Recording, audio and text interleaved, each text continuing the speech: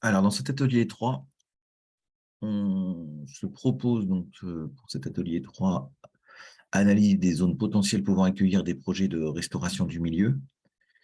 De partir, donc le but de l'opération ici, ça serait donc de voir où est-ce que potentiellement on pourrait remettre des zones de demi-lune ou des banquettes ou des choses comme ça. Alors, le plus important et le plus compliqué qui est pas vraiment du SIG, c'est la rédaction du cahier des charges qui doit se faire avec les acteurs locaux. Voilà. Donc, pour cet exercice d'atelier, on a arbitrairement proposé des zones, mais qui sont bien sûr pas du tout des zones qui seront validées officiellement, ni rien. Pour l'instant, c'est vraiment pour l'atelier. Alors, ce que je vous propose, euh, il faut que les prochaines zones pouvant accueillir les restaurations de projets du milieu, elles soient à moins de 2000 mètres de route. D'accord. Donc, on a le fichier route, on va voir comment on fait pour voir. Il faut absolument que les zones elles soient à moins de 2000 mètres des routes. Il faut qu'elles soient à plus de 500 mètres des projets déjà réalisés. Voilà, pour X raisons, pas trop près, pas être trop loin. Voilà, donc il faut être absolument plus de 500 mètres. Analyse de dégradation du milieu, il faut que ça soit dans des zones dégradées. Là, on va voir qu'on a un fichier qui s'appelle Trend sur 10 ans, là, et on va prendre tout ce qui est débit négatif. Et il faut que ça soit à plus de 1000 mètres d'une zone bâtie. Voilà, donc on a un fichier de zone bâtie. Donc, je vais essayer de vous expliquer tout, comment ça marche et comment on va faire pour créer ça. Alors, on a plusieurs solutions. Je ne suis pas sûr qu'on va créer un carroyage comme on a vu dans l'atelier 2. On va plutôt essayer de faire des buffers et voir comment on fait. Mais il y a plusieurs solutions. Voilà. Alors, on va plutôt directement passer à la création de zones de buffers et sélectionner nos zones potentielles. Alors, première chose à faire, on va déjà, dans notre replantation, on va voir un petit peu les données qu'on a dedans. Okay. Alors, on peut utiliser directement on va ouvrir déjà nos fichiers. Alors, la première condition qu'on a vue, c'est qu'il faut analyser les routes et il faut que notre périmètre soit à plus de 2000 mètres, à moins de 2000 mètres d'une route. Alors, concrètement, on va ouvrir nos routes. Donc, on prend nos routes OSM, on les jette dans QGIS. Okay. Donc, on retrouve Alors, les routes OSM, c'est plutôt les grosses latérites et le goudron. Okay. Donc, toujours pareil, pour se rassurer, on peut mettre une petite map, on voit qu'on a l'air pas trop mal, qu'on n'en a pas trop oublié dans le coin. Alors, il y en a peut-être quelques-unes de plus. Alors, ce qu'il faut, c'est récupérer la zone qu'on avait fait tout à l'heure dans l'atelier 2, qui est la zone d'étude, de faisabilité, bien en UTM. Voilà, je la prends, voilà, elle était là. Voilà, donc on a bien notre zone et on a bien des routes. Alors, on voit qu'on n'a pas beaucoup de routes dans notre zone pile poil. Hein. OK. Alors, on est bon. Première chose à faire, on va donc créer une zone de 2 km autour de toutes ces routes. Alors, pour ça, OK, donc les routes OSM, elles sont directement en 31. Donc, on est bon. Alors, on vérifie bien que tous les fichiers sont en UTM 32631. Hein. Maintenant, on sait faire une exportation, on sait les changer. Hein, si jamais ils ont un problème et que ce n'est pas en UTM 31, vous exportez, vous sauvegardez, et quand vous les sauvegardez, c'est là que vous pouvez changer le SCR de la projection. Alors, pour créer des buffers, alors moi, je vous déconseille, vous décochez tout sauf la zone où vous voulez faire vos buffers. OK. Alors, on y va. Première chose, c'est dans Vecteur, outils de géotraitement, tampon. Vous allez chercher votre zone. Donc, nous, notre zone, on veut faire des buffers, une zone de 2 km autour, c'est bien route OSM. La distance en mètres, c'est bien 2000 mètres. Tout le reste, vous laissez tomber. Ce qui est très important, c'est de regrouper le résultat. Comme ça, vous allez avoir une seule couche, un seul polygone pour tous vos buffers. On exécute. Et maintenant, vous avez bien, vous pouvez le mettre en dessous si ça vous rassure, vous avez bien votre route et une zone de 2 km de chaque côté. Alors, on peut même vérifier avec le petit outil mesure. On voit que ça fait bien 2 km de chaque côté. Alors, vous fermez bien votre outil mesure et vous reprenez bien la flèche parce que sinon, il va vous embêter, ou la main, hein, comme vous voulez, pour la suite. OK, donc voilà. Donc là, on a notre premier critère. On veut que des zones à plus de 2 km. Mais par contre, il faut quand même que ces zones-là soient dans la zone d'étude. On voit qu'il y a plein de zones qui ne nous intéressent pas. Alors, cette mise en tampon, là, on va tout de suite la renommer pour qu'on pas que, parce qu'elles vont toutes s'appeler mise en tampon, donc on va l'appeler route de KM. OK. Et la plus important maintenant, on va sélectionner que celles qui correspondent à notre zone dans notre zone d'étude de faisabilité. Alors, pour faire ça, vous avez plusieurs outils. L'outil, moi, il y en a plusieurs dans l'outil géotraitement, vous avez plusieurs, vous avez coupé. Machin. Moi, je vous conseille fortement Union. Comme ça, vous allez écarter toutes vos couches, tous vos éléments et ne choisir que celles qui vous intéressent. Alors, si vous allez dans Union, en haut, vous prenez bien ce qui vous intéresse, c'est-à-dire route de kilomètres, et vous allez faire l'union avec votre zone d'étude de faisabilité. Ça peut ne se faire que si vous êtes dans le même système de projection. Ça marchera beaucoup mieux. L'union, donc cet algorithme vérifie les recouvrements. Voilà. Vous exécutez. Vous fermez tout. Il vous a fait une couche d'union qui est là. Qu'est-ce qu'il y a dans cette couche d'union? Vous avez, alors si on va voir la zone, la table d'attributs, vous avez maintenant 3 polygones. Le premier, le deuxième et le troisième. Alors, le premier correspond aux zones de 2 km autour des routes à l'intérieur de notre étude de faisabilité. Le deuxième correspond au tampon autour des routes de 2 km en dehors de notre zone d'étude de faisabilité. Et le troisième correspond à notre étude de faisabilité, la zone en dehors des tampons de plus de 2 km. Donc, celle qui nous intéresse, c'est bien la première, c'est celle-là. Donc, dès que vous l'avez dans Union, vous cliquez droit dessus, vous l'exportez. Vous allez l'exporter. Cliquez droit bien dessus, exporter, vous sauvegardez l'identité sous, dans les shapefiles. Voilà. Vous la mettez bien dans, là où on habite, hein, c'est-à-dire dans Atelier 3.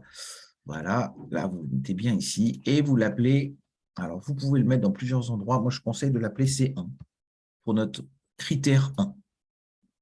Ça, c'est C1. Voilà. On le rentre dedans. On l'appelle C1. On l'enregistre. On vérifie bien qu'on n'enregistre que les entités sélectionnées. Alors, soit on l'a dans exporter dans l'entité sélectionnée, soit vous pouvez le recocher ici, n'enregistrer que les entités sélectionnées. Vous faites OK. Et vous avez bien votre critère C1 qui correspond, alors si je reprends ma Google Maps, voilà, que des zones dans notre étude de faisabilité, je prends en dessous, qui correspond à des zones de moins de 2 km autour des zones des routes. OK. Donc maintenant, on a bien fait notre premier critère, C1, analyse des routes. Maintenant, on va faire notre deuxième critère. Analyse des projets passés. Voilà. On veut tout ce qui est à plus de 500 mètres des projets passés. OK. Alors, on y va. Donc, on peut supprimer tout ce qui concerne les routes, sauf notre C1. Notre C1, on le garde bien sûr sur le coude, parce qu'on en aura besoin pour tout à l'heure. Les routes, voilà, on n'a plus besoin de tout ça. Voilà, on supprime toutes les couches. On va garder notre zone d'étude de faisabilité. On peut peut-être en avoir besoin pour tout à l'heure. On va chercher nos zones de replantation. Alors, nos zones de replantation, elles sont dans Atelier 3, dans Data, ce que je vous ai donné. Elles s'appellent replan type DEP. Ça, c'est un truc qu'on avait fait dans le premier atelier. On les jette dedans. On voit que ça fait toutes ces petites zones-là qui sont ici. Voilà. OK, toutes les petites zones. Alors, on peut regarder, vous pouvez retirer votre Google Maps pour mieux les voir. Voilà, ça, c'est toutes les zones qui ont été dessinées. On vérifie bien. Et là, premier problème qu'on a, c'est qu'on voit que c'est du 43-26. Ça ne va pas nous plaire, c'est du multipolygone, mais ce n'est pas la bonne projection pour pouvoir faire nos buffers. Première chose à faire, on change la projection. Donc, clic droit, on va bien dans replan type, vous les appelez pareil, sauf que vous les appelez UTM. Devant, comme ça, vous êtes sûr d'avoir que des bons UTM. Vous enregistrez, là, vous changez la projection, vous prenez bien du 32-631 UTM, zone 31 Nord. OK, on appuie sur OK, il vous crée bien UTM replan. Celui-là, vous le supprimez, on n'en a plus besoin. Toujours faire du ménage. Je vous conseille franchement, essayez d'avoir toujours le moins de couches possible sur le côté, sinon, c'est là que c'est plus compliqué. Alors, on y va. Dans Vecteur, outil de géotraitement, on va créer notre tampon. Et donc là, notre critère, c'est 500 mètres. Donc, on va créer un tampon de 500 mètres autour de nos zones de replantation. 500 mètres, on fait bien attention de regrouper le résultat à chaque fois et on exécute. Voilà, donc là, on a une couche. Donc, normalement, si vous allez dans la table d'attributs, vous n'avez qu'une seule ligne. Hein, c'est normal. Là, voilà. Alors, elle a gardé les attributs de la première ligne, mais ce n'est pas grave. Là, tout ça, ce n'est bien qu'un seul polygone, même s'il est en multipartie. Hein, quand vous mettez dessus, il vous le dit. multipolygone, et on est dans la bonne zone UTM. Alors, tout de suite, on clique dessus et on le renomme. Et on lui dit que c'est bien replan. Replan 500 mètres. OK. Alors, ce qui nous intéresse maintenant, qu'est-ce qui nous intéresse là-dedans? Pour avoir notre critère C1, C2. Donc, le C1, c'est ces zones-là. Le C2, quand on regarde, c'est les zones qui sont à plus de 500 mètres des projets passés. Donc, les zones qui sont à plus de 500 mètres des projets passés, c'est toutes les zones qui ne sont pas celles du violet. OK? Donc, si je me trouve ici, je suis bien à moins de 2 km d'une route et à plus de 500 mètres d'un projet passé, parce que si je suis ici, je suis bien à moins de 2 km d'une route, mais par contre, je suis près d'une zone de replantation à moins de 500 mètres. Donc ça ne m'intéressera pas. Ici, ça correspond ni au C1 ni au C2. Donc, c'est vraiment que les zones hors les petites taches violettes. Alors, pour faire ça, toujours même combat. Vecteur, géotraitement, union. Alors, on va prendre nos zones, notre C1, ça, on est sûr qu'il est bon, et notre couche de superposition, ça va être nos replans de 500 mètres. On exécute. Qu'est-ce qu'il nous a fait? Il nous a fait une union. Alors, on décoche un peu tout pour être sûr qu'on est bien dans l'union, on se positionne bien dessus, on prend la petite flèche blanche. Ici, est-ce que ça nous intéresse? Ici, c'est quoi? C'est toutes les zones à moins de 2000 mètres et à plus de 500 mètres d'une zone de replantation. Ça, c'est pas mal. Ici, c'est toutes les zones à moins de 2000 mètres d'une route, mais proche des zones de replantation. Et ici, c'est à plus de 2000 mètres d'une route. Donc ça ne nous intéresse pas. Donc la zone qui nous intéresse, c'est bien celle-là. D'accord? Donc on la sélectionne bien, on se met sur Union, on clique droit, on exporte et on sauvegarde bien les entités sélectionnées sous. On rentre dans nos critères, on se remet un petit peu au-dessus, on crée un nouveau dossier et celui-là, je l'appelle C1, C2.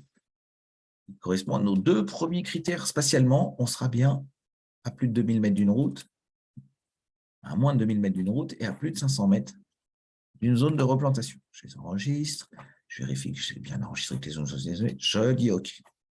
Je retire mon tampon, et voilà. Et donc là, il m'a bien exclu toutes les zones autour des replantations. Hein, il y en avait un petit peu aussi ici. Donc pour l'instant, ce critère-là, c'est bien C1, C2. Je supprime tout.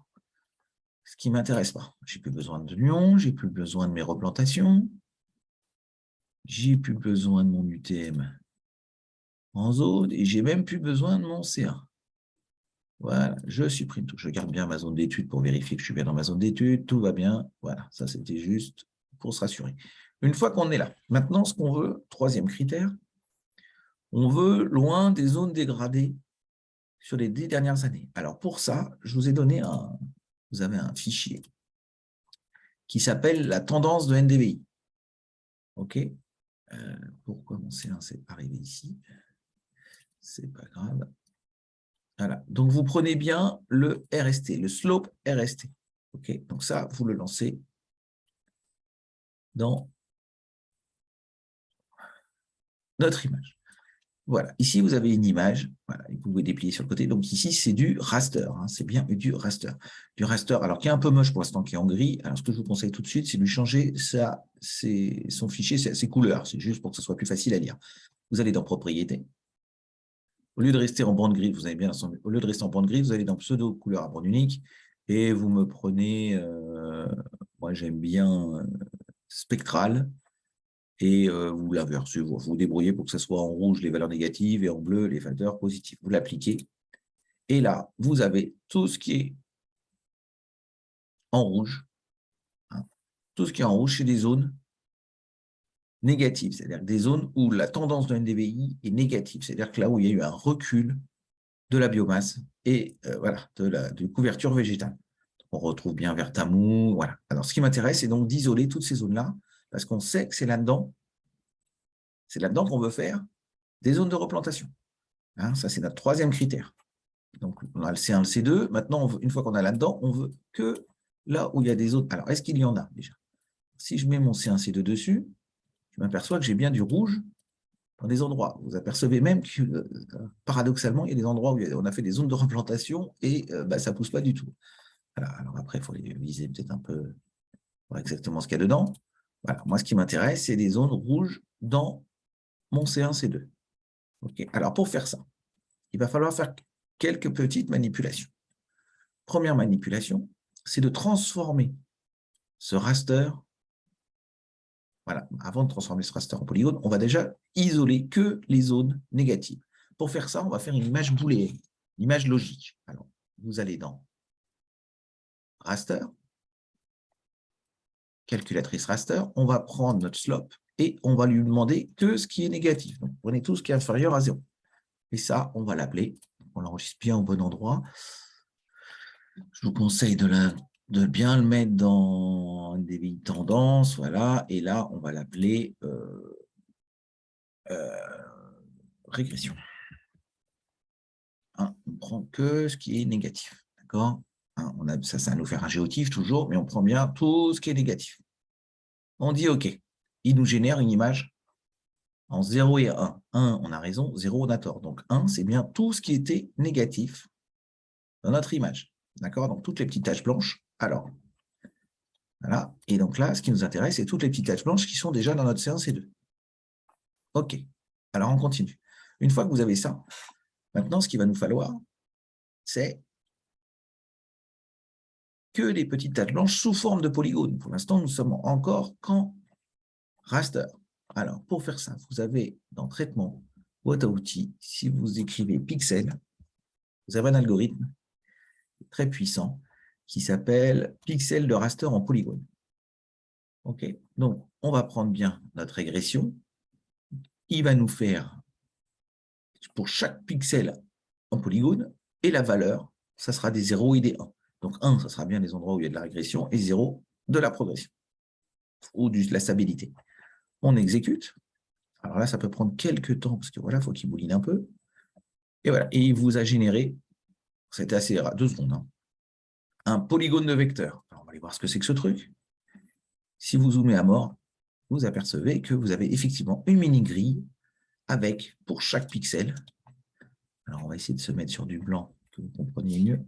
Voilà, si je me mets ici, j'ai bien, pour chaque pixel, des petits polygones. D'accord? Alors, on est bon. Dans ces polygones, si on ouvre la table d'attributs, qu'est-ce qu'on a? Vous attendez à voir quoi? Eh bien, qu'une seule. Alors, il y a un paquet de polygones. Vous en avez 342 225.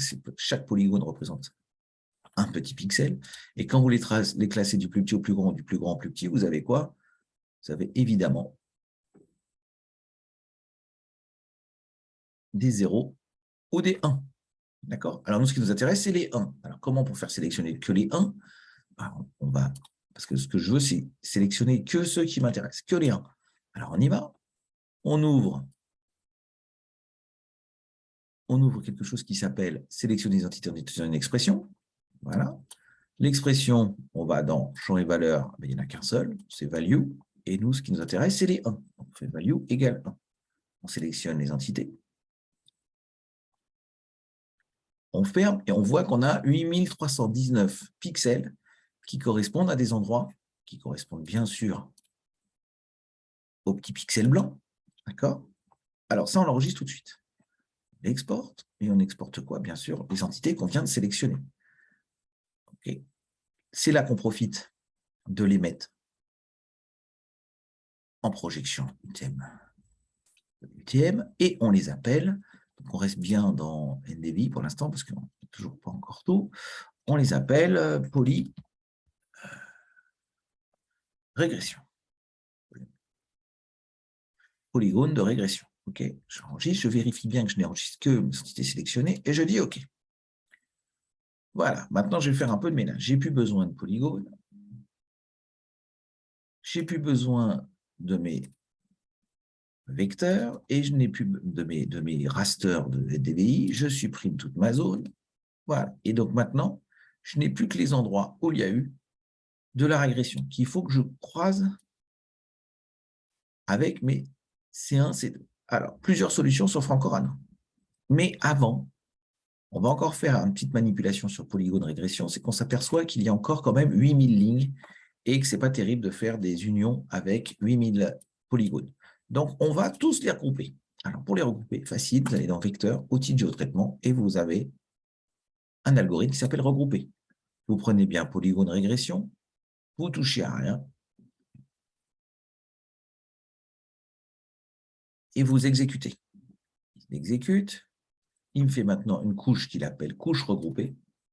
Et quand on regarde à l'intérieur, on n'a plus 8000, mais on n'en a plus qu'un, qui correspond bien à notre zone en entier. OK, voilà. Donc, bien sûr. Donc, on désélectionne tout ça. Et donc, maintenant, il n'y a plus qu'à croiser notre C1, C2 avec notre couche regroupée. Alors, on y va. Vecteur. Alors, avant tout ça, il faut toujours vérifier que C1, C2, ce qu'on veut faire l'union, a bien la même projection. Je l'ai changé, la projection. Je ne sais pas si vous avez vu quand j'ai enregistré tout. Vecteur, outil de géotraitement, union. Alors, on prend toujours en haut notre C1, C2 et on l'unionne avec quoi? Notre couche regroupée. D'accord, vous avez vu, ne confondez pas avec polygone de régression, là, il y en a 8000 et là, il n'y en a qu'un. Couche regroupée, vous exécutez. Vous fermez, vous décochez bien tout. Alors, dans notre union, qu'est-ce qui m'intéresse? On a quoi là-dedans? On a toujours 3 couches, je vous rappelle, toujours 3 polygones. Premier polygone,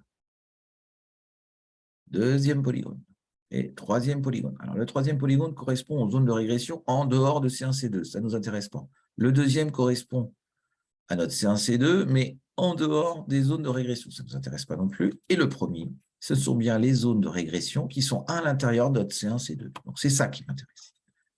Voilà. Ça, vous pouvez fermer. Notre union, voilà, vous exportez et vous exportez bien sûr que ce qu'on vient de sélectionner, le petit jaune, là, les zones de régression à l'intérieur de notre C1, C2. Et ça, vous pouvez l'appeler,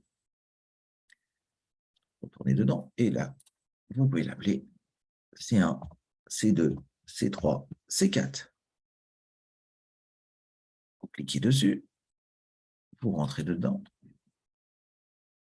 C1, C2, C3, C4, C1, C2, C3, pardon. C1, C2, C3. Il n'y a que C1, C2 et le C3, c'est notre régression. Le C4, on va le faire tout de suite avec les zones bâties. On l'enregistre, on vérifie bien qu'on enregistre que les sélectionnés et on est bon. Vous pouvez tout supprimer maintenant, sauf, bien sûr, notre C1, C2, C3. Supprimer la couche, la régression aussi. Voilà. Ça, vous pouvez le fermer. Et voilà. Et donc, vous avez et notre C1, C2 aussi. On le supprime. Voilà. Et donc là, vous vous retrouvez qu'avec, sur l'ensemble de notre zone d'étude faisabilité, plus que quelques endroits qui correspondent bien à ce qu'on veut.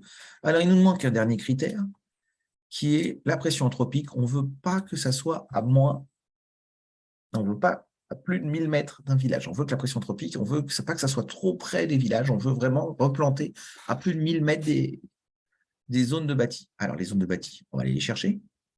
Les zones de bâti, elles sont dans bâti brut. Prenez bien le point shape, vous le jetez dedans. Et vous avez vos zones bâties. Vos zones bâties, elles sont, alors vous pouvez retirer votre C1, C2, elles sont toutes petites, voire très grandes si ça correspond à des villes, Kirtachi, Tamou, enfin les classiques. Alors les zones bâties, on va voir à l'intérieur ce qu'elles ont. J'ai quand même 3500, pratiquement 3500 zones bâties sur votre zone d'étude de faisabilité. Ok, alors vous avez vu, ça déborde un peu, des fois, voilà. On a été un peu plus large, qu'il faut mettre trop large que pas assez. Alors, nous, on veut 1000 mètres. Donc, vous prenez toutes vos zones bâties. On est d'accord que c'est 1000 mètres. Vecteur, outil de géotraitement, tampon, prenez bâti brut et on veut une distance de 1000. Vous exécutez. Alors, bien sûr, là, j'ai oublié de faire quelque chose. Je vais vous montrer ce que ça fait. Ça fait très moche. Voilà. Quand vous exécutez comme ça, sans unir. Donc, je supprime tout de suite. Supprime la couche. Et on recommence. J'ai fait une erreur. Tampon, prenez bien bâti brut. On dit 1000 mètres. Et surtout, il faut regrouper le résultat. Et là, vous faites exécuter. Qu'est-ce que j'ai oublié? J'ai été trop vite. 1000 mètres. Regrouper le résultat. Et c'est pas fermé, c'est exécuter. Voilà, 1 minute 31. Voilà, je ferme. Et là, j'ai bien, si je retire tout là, j'ai bien toutes les zones. C'est un tampon autour de 1000 mètres autour de toutes les zones bâties. Donc, on retrouve voilà, les zones. Et donc ça, eh ben, il faut que je le croise avec quoi? Avec mon C1, C2. Je ne veux que des zones, toutes les zones roses ne m'intéressent pas. Je ne veux que les zones qui sont à plus de 1000 mètres des zones bâties. On est là, on est bien sur notre critère pression anthropique à plus de 1000 mètres des zones bâties. Donc, le rose représente les moins de 1000 mètres de zone bâtie. Donc, on va croiser les deux. On y va. Donc, celui-là, tout de suite mis en tampon, on le renomme. Et on l'appelle bâti 1000. M. OK. Vecteur, outil de géotraitement, union. En haut, on met bien notre C1, C2, C3, le travail qu'on a fait depuis tout à l'heure, et on va le croiser avec bâti 1000 mètres. On exécute. On obtient notre union. Et qu'est-ce qu'on a dans notre union? On a toujours nos 3 couches. Alors, on va voir ce qu'il y a dans les 3 couches. En bas, vous avez toutes les zones de 1000 mètres loin de nos zones de C1, C2, C3, donc ça ne nous intéresse pas. Là, on a C1, C2, C3 à plus de 1000 mètres des zones bâties, on n'est pas dans le rose. Et là, on a nos C1, C2, C3 à moins de 1000 mètres des zones bâties. Ce n'est pas ce qui nous intéresse non plus. Ce qui nous intéresse, c'est bien celle-là. C'est toutes les zones C1, C2, C3 plus loin que le violet. Et donc ça, on a enfin notre critère C1, C2, C3 et C4. Donc ça, vous pouvez l'exporter.